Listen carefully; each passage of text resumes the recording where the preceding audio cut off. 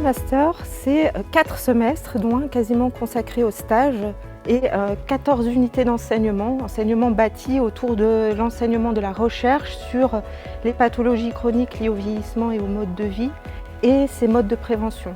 On part des mécanismes moléculaires jusqu'au changement des comportements. L'objectif, c'est la transversalité.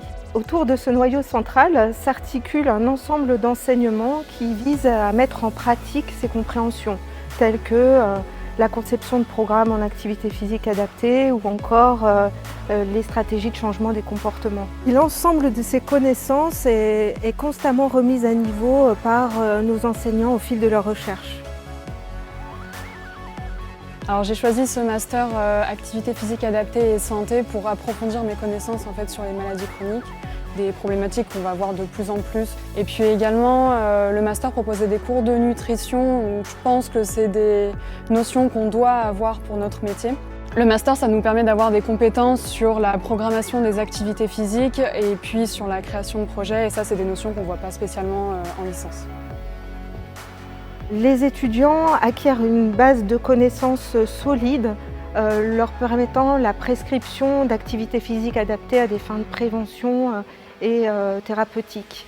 Ils doivent être capables de développer des programmes d'intervention innovants adaptés au public cible et à la structure cible. Ils doivent être capables d'interagir avec une équipe médicale, ils doivent être capables de promouvoir l'activité physique, de concevoir cette activité physique avec une approche individuelle mais aussi collective, tout en tenant compte des problématiques nutritionnelles mais aussi du contexte sociopolitique et culturel.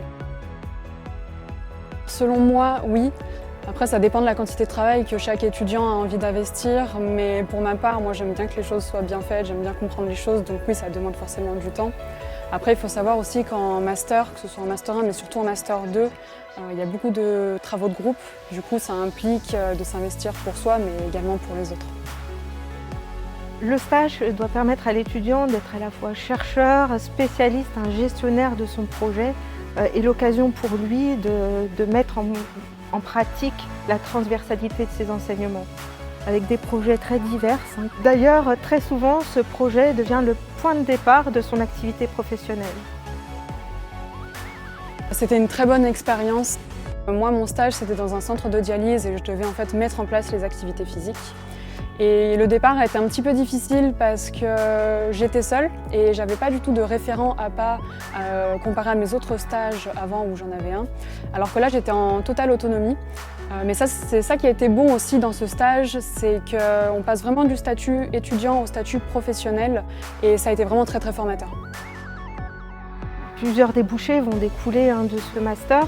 Les futurs chargés de projet en prévention santé, des ingénieurs en activité physique adaptée et santé, des coordinateurs de projets, des coordinateurs scientifiques. Les débouchés sont assez divers, ça peut être des collectivités locales ou territoriales, le secteur hospitalier. Et puis on a des étudiants qui vont poursuivre sur un doctorat et donc qui vont se rattacher à une école doctorale.